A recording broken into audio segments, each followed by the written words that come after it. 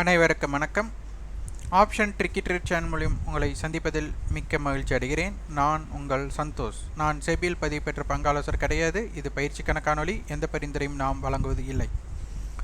August 31ஆம் தேதி நம்மளுக்கு ஆப்ஷன் டேபிளுக்கு உண்டான வகுப்பு துவங்க இருக்கு. விருப்பம் உள்ளவர்கள் 9842610908 என்ற வாட்ஸ்அப் எண்ணிற்கு தொடர்பு கொண்டு அதன் தகவல் பெற்றுக்கொள்ளலாம். நம்ம சப்ஸ்கிரைபர்ஸ் 30,000 சப்ஸ்கிரைபர்கள் அடைந்ததற்காக நம்ம ஒரு காம்போ ஆஃபர் நம்ம கொடுத்துருக்குறோம். அதில் option table, pre open selection, நம்மளுக்கு ஹீரோவோட அட்வான்ஸ்டு வெர்ஷன் நம்மளுக்கு கொடுத்துருக்குறோம். விருப்பம் உள்ளவர்கள் இதனை பயன்படுத்தி கொள்ளுங்கள். எங்களிடம் இணைந்தாலே வெற்றி விடலாம் அப்படிங்கிற எண்ணத்தில் பங்கேற்க வேண்டாம். நம்ம இந்த இடத்துல பை பண்ணுங்கள், இந்த இடத்துல செல் பண்ணுங்கள் அப்படின்னு பரிந்துரை நம்மளுடைய வகுப்பில் இருக்காது. வரைபடம் அப்படிங்கிறது அறவே இருக்காது. நியூஸ் எதுவுமே இருக்காது. முழுக்க ஆப்ஷன் பிரீமியத்தின் அடிப்படையில் சந்தையை எப்படி பார்க்க வேண்டும் அப்படிங்கிற நோக்கத்தை தான் நம்ம நம்மளுடைய அனுபவத்தை பகிர்கிறோம்.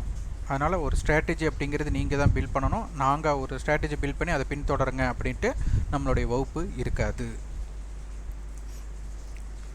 இன்றைய தினம் நம்மளுக்கு ஆகஸ்ட் 13ஆம் தேதி சந்தை எப்படி முடிவிட்டுன்னு பார்க்க போகிறோம். நாளை தினம் நம்மளுக்கு வீக்லி கான்ட்ராக்ட் க்ளோசிங் நிஃப்டிக்கும் சரி, பேங்க் நிஃப்டிக்கும் சரி வீக்லி கான்ட்ராக்ட் க்ளோசிங் இருக்குது. ஏன்னா ஆகஸ்ட் 15ஆம் தேதி விடுமுறை அப்படிங்கிறனால நிஃப்டிக்கு அன்றைய தினம் சந்தை விடுமுறை என்பதால் முன்கூட்டியே ஒரு தினத்திற்கு முன்கூட்டியே வீக்லி கான்ட்ராக்ட் நடக்குது. அதனால் புதன் நாளை தினம் நம்மளுக்கு நிஃப்டிக்கும் பேங்க் நிஃப்டிக்கும் வீக்லி கான்ட்ராக்ட் க்ளோசிங் இருக்குது. அதனால் மறந்துவிட வேண்டாம். நிஃப்டியை பொறுத்தவரை நம்மளுக்கு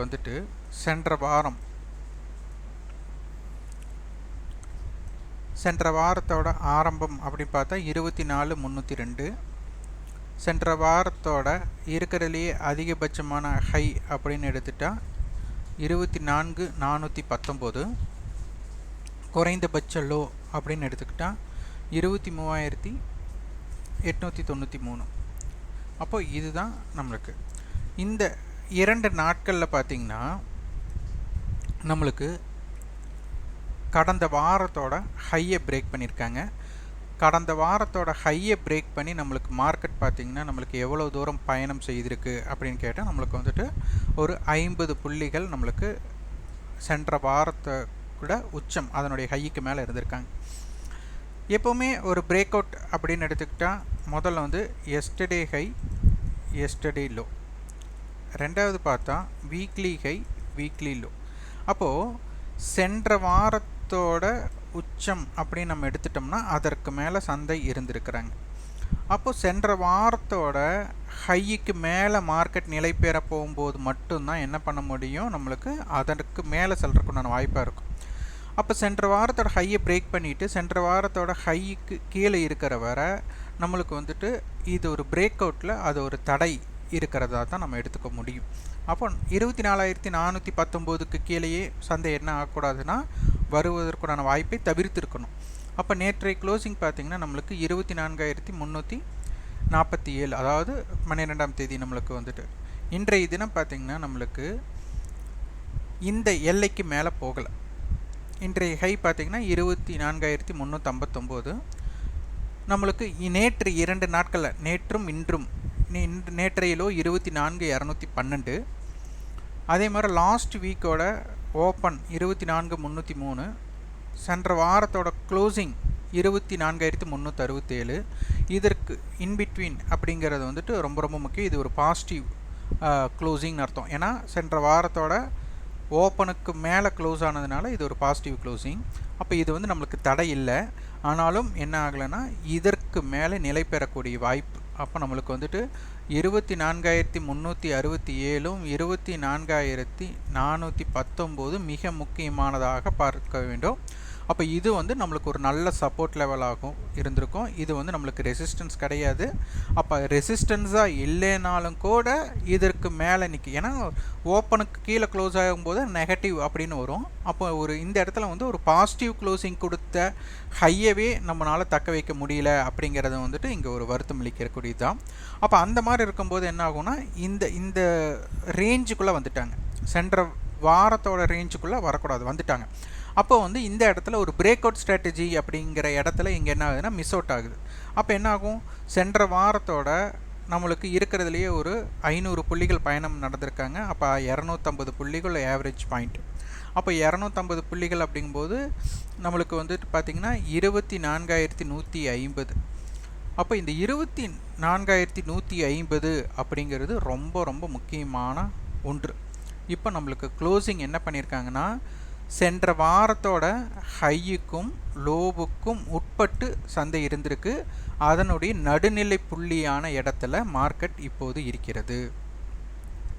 அப்போ நம்மளுக்கு இந்த ஜோன் 24,150க்கு கீழே வணிகம் நடைபெறுவது தான் ஒரு வீக் ஜோன். ஏன்னா போன வாரத்தோட மொத்த ரேஞ்சோட மைய புள்ளியில் தான் இப்போ இருக்கிறாங்க. அப்போ இதற்கு மேலே நிலை பெறுறது, இதற்கு கீழே நிலை பெறாது அப்படிங்கிறது தான் இந்த இடத்துல ஒரு தாக்கத்தை ஏற்படுத்தும். அதனால் 24,150 அப்படிங்கிறது சென்ற வாரத்தோட ஒரு மையப்புள்ளி. இது ரொம்ப ரொம்ப முக்கியமான ஒன்று. அதனால் அதை எப்படி நம்ம கொண்டு வந்தோம் அப்படிங்கிறத நம்ம பார்க்கணும்.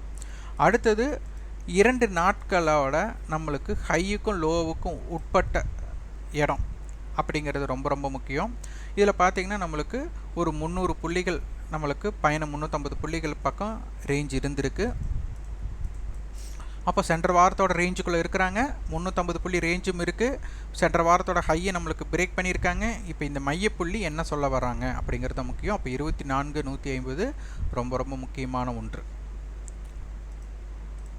அதே மாதிரி பேங்க் நிஃப்டிக்கும் பார்க்கணும். பேங்க் நிஃப்டியும் பார்த்திங்கன்னா சென்ற வாரத்தோட ஓப்பன் 50,586, க்ளோசிங் 50,484. நிஃப்டி எப்படி ஒரு பாசிட்டிவ் க்ளோசிங் அப்படி நம்ம சொன்னோமோ, பேங்க் நிஃப்டி வந்து அந்த பாசிட்டிவ் க்ளோசிங் கிடையாது. இது வந்து ஒரு நெகட்டிவ் க்ளோசிங். இருக்கிறதுலே அதிகபட்சமான ஹை அப்படின்னு எடுத்துக்கிட்டால் 50,747, குறைந்தபட்ச விலை அப்படின்னு எடுத்துக்கிட்டால் நம்மளுக்கு 49,659.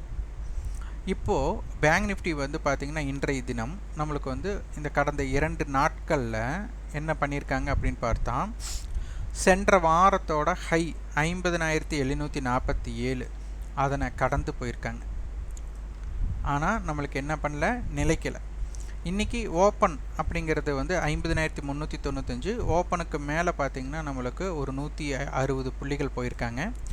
ஓப்பனுக்கு கீழே பார்த்திங்கன்னா நம்மளுக்கு நல்லாவே சந்தை ஒரு இறங்கியிருக்காங்க. கிட்டத்தட்ட ஒரு 600 புள்ளிகள் நம்மளுக்கு இறங்கியிருக்காங்க. நேற்றைய க்ளோஸோடு நம்ம ஒப்பிட்டு பார்க்கும்போது ஒரு 700 புள்ளிகளுக்கு மேலே நம்மளுக்கு ஒரு நெகட்டிவ் அப்படிங்கிற அளவுக்கு நம்மக்கிட்ட இருக்காங்க க்ளோசிங்கு. அப்போ இது ரொம்ப ரொம்ப முக்கியமான ஒன்று. சென்ற வாரத்தோட மையப்புள்ளி அப்படின்னு எடுத்துக்கிட்டால் இதுதான். அப்போ நம்மளுக்கு இது வந்துட்டு எவ்வளோனா ஒரு 1100 புள்ளிகள் அப்படின்னு எடுத்துக்கிட்டால் இதனுடைய சரிப்பகுதினா நம்மளுக்கு 550 புள்ளிகள். அப்போ இதிலிருந்து 550 புள்ளிகளை நம்ம கழிச்சோம்னா 50,200 அப்படிங்கிறது நம்மளுக்கு வரும். அப்போது இந்த 50,200க்கு மேலே சந்தை இருப்பதும் அதற்கு கீழே இருப்பதும் பார்க்கணும். இன்றைக்கி 50,200க்கு கீழே சந்தை நிலை பெற்றதற்கு அப்புறம் தான் ஒரு நல்ல ஒரு செல்லிங்கே நம்மளுக்கு வந்துட்டு வந்தது. அதே மாதிரி நிஃப்டிக்கும் பார்த்திங்கன்னா நம்மளுக்கு சென்ற வாரத்தோட மையப்புள்ளிக்கு மேலே இருக்கிறாங்க. ஆனால் பேங்க் நிஃப்டியில் வந்துட்டு சென்ற வாரத்தோட அப்போ இன்றைக்கி பார்த்திங்கன்னா இண்டெக்ஸ் ரேஷியோ படி பேங்க் நிஃப்டி தான் கொஞ்சம் அதிகமாக வீக்னஸாக இருந்திருக்கும். அது நீங்கள் பார்த்துருந்தாலே இது தெரிஞ்சிருக்கும்.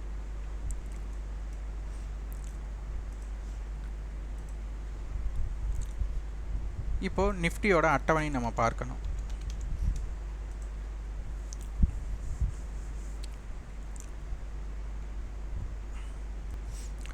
நிஃப்டியோட அட்டவணைப்படி என்ன பண்ணியிருக்காங்கன்னா 24,300 கால் 300 புட் ஸ்ட்ராடலாகவே கொடுத்துட்டாங்க. அடுத்து 24,200 புட் 24,400 கால். அப்போ இது ஒரு ஸ்ட்ராங்கலாக கொடுத்துட்டாங்க. அதுக்கப்புறம் 24,000 புட் 24,500 காலாக கொடுத்துருக்குறாங்க.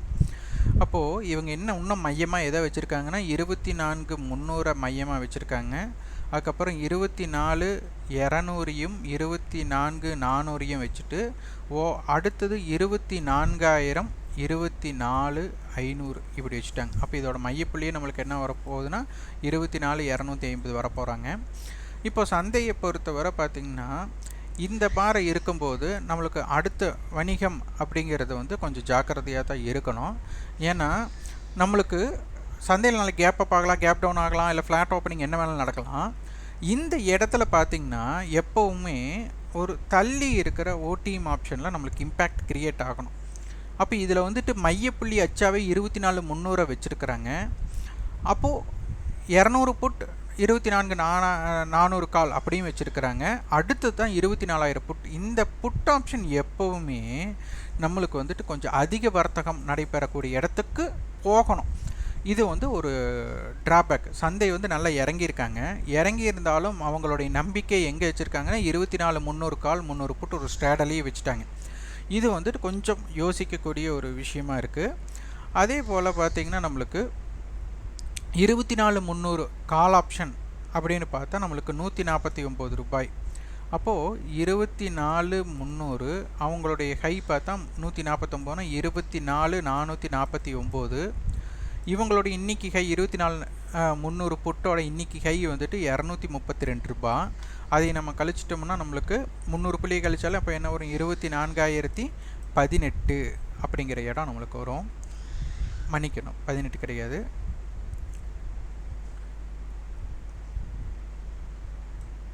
38. அப்போ 24,000 நம்மளுக்கு வந்துட்டு 250 பாயிண்ட்னா 24,050 வரணும். அப்போ 68. அப்போ 24,068 அப்படிங்கிறது இந்த இடத்துல வந்துட்டு இவங்களோட 24,300 கால் புட்டோட நம்மளுக்கு முக்கிய ரேஞ்சாக பார்க்கப்படுகிறது. இப்போ க்ளோசிங்னு எடுத்துகிட்டா 24,300 கால் நம்மளுக்கு 33 ரூபாய்க்கு க்ளோசிங்னால 24,333. இவங்க 183 ரூபா. அப்போ 200 ரூபாய் லெஸ் பண்ணால் 24,100 வரும். அப்போ 24,117 அப்படிங்கிற இடம். அப்போ 24,117ம் 24,068 ரொம்ப ரொம்ப முக்கியமான ஒன்று. இப்போ இவங்க க்ளோசிங் ஆகிருக்கிறதே பார்த்திங்கன்னா நம்மளுக்கு 24,139, லோ பார்த்திங்கன்னா 24,116. அப்போ இவங்களுடைய க்ளோசிங் நம்மளுக்கு என்னவோ அதுதான் இன்றைக்கி லோவாக நம்மளுக்கு சந்தையை வச்சுருக்காங்க.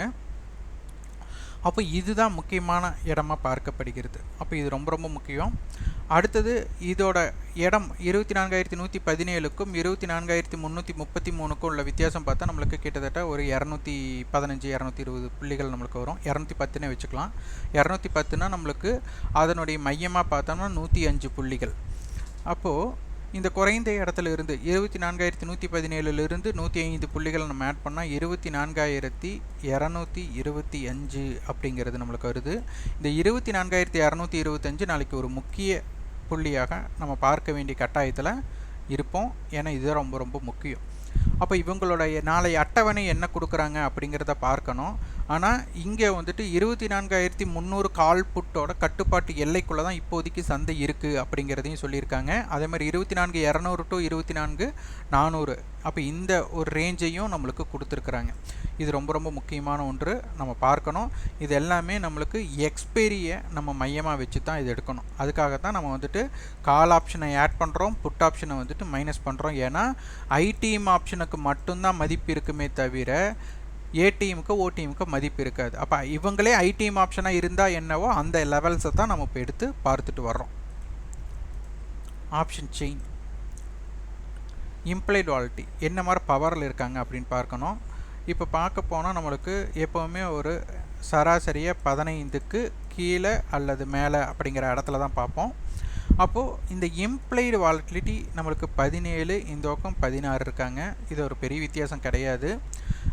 இருந்தாலும் நம்மளுக்கு இம்ப்ளைடு வாலிட்டி ஜாஸ்தியாக இருக்கிறதுனால ஓடிஎம் ஆப்ஷன்ஸ் இன்னும் என்னவாக இருக்கிறாங்கன்னா பவராக இருக்கிறாங்க அப்படின்னு நம்ம எடுத்துக்கலாம். அதனால் வந்துட்டு ஒரு ரேஞ்ச் பெருசாக இருக்கக்கூடிய இடத்துல போகலாம். இப்போ இந்த இம்ப்ளைடு வாலிட்டி நாளைக்கு எப்படி கம்மியாகுது அப்படிங்கிறத பார்க்கணும். ஏன்னா இந்த இம்ப்ளைடு வாலிட்டி கடைசியில் என்னவாக மாறிடும்னா 0வாக மாறிடும். எப்போது ஏடிஎம் ஆப்ஷனுக்கு வந்துட்டு 0வாக மாறணும். அப்போ நாளைக்கு சந்தை 9:15க்கு ஆரம்பிக்கிறாங்க, 3:30க்கு முடிகிறாங்க அப்படின்னா இதற்குள்ள இம்ப்ளைடு வாலிட்டி ஏற்ற இறக்கத்தை மையமாக வச்சு நீங்கள் சந்தையை பார்க்கணும். இம்ப்ளைடு வாலிட்டி ஒரு 10க்கு கீழே போகுது அப்படின்னாலே நம்மளுக்கு ஐடிஎம் ஆப்ஷனுக்கு மட்டும்தான் பவர் இருக்கும், ஓடிஎம் ஆப்ஷனுடைய பவர் கம்மி ஆகிடும். அப்போ நீங்கள் அதற்கப்புறம் வந்து ஓடிஎம் ஆப்ஷனை நீங்கள் ரொம்ப தள்ளி இருக்கிற ஓடிஎம் ஆப்ஷனை போய் நீங்கள் ஒர்க் அவுட் பண்ணுறது அப்படிங்கிறது வந்துட்டு சாத்தியம் இல்லாமல் போயிடும். அதனால் இது ரொம்ப ஜாக்கிரதையாக நீங்கள் பார்க்கணும். அப்போ இம்ப்ளைடு வாலிட்டி எப்படி இருக்கிறாங்க, எப்படி குறையிறாங்க, அப்போ 9:15 12 மணிக்குள்ளே எப்படி இருக்கிறாங்க, 12 மணிக்கு மேலே கண்டிப்பாக அது என்ன ஆகணும், இம்ப்ளைடு வாலிட்டி குறைச்சி தான் ஆகணும். அப்போ அதுக்குள்ளேயே கம்மியாக இருக்கா இல்லை அதற்கு அப்புறம் தான் கம்மியாகுதா அப்படிங்கிறது எல்லாமே பார்த்து உங்களுக்கு ஒரு ஸ்ட்ராட்டஜியை நீங்கள் பில்ட் பண்ணணும். பேங்க் நிஃப்டிக்கு எப்படி இருக்குன்னு பார்க்கலாம்.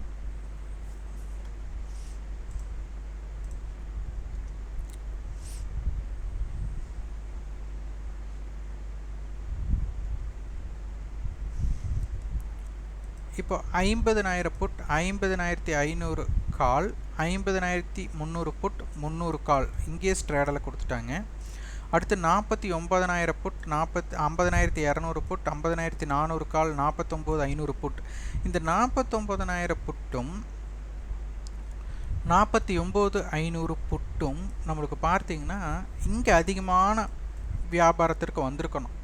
அப்போ இவங்க என்ன பண்ணுறாங்க, இங்கே நம்மளுக்கு 50,000 புட் அப்படிங்கிறதே இந்த மணி புட் ஆப்ஷனாக மாறி இருக்குது. ஏன்னா மார்க்கெட் வந்து க்ளோஸ் ஆனது 50,000க்கு கீழே தான், ஒரு 49,800 அந்த ரேஞ்சுக்கு. ஏன்னா இப்போ வீக்லி ஃபியூச்சர் எங்கே இருக்கிறாங்க அப்படின்னு நம்ம எடுத்துக்கிட்டால் இது வந்து பார்த்திங்கன்னா 50,000 புட் 300 ரூபாய் இருக்கிறாங்க அப்படின்னாலே அடுத்தது 50,000 கால் எங்கே இருக்குன்னு பார்க்கணும். அதோட வித்தியாசம் தான் வீக்லி ஃபியூச்சர் இருக்கிறது. நம்ம இப்போ பார்த்துக்கலாம். 50,000 கால் புட்டை பார்த்துட்டாலே தெரிஞ்சிடும்.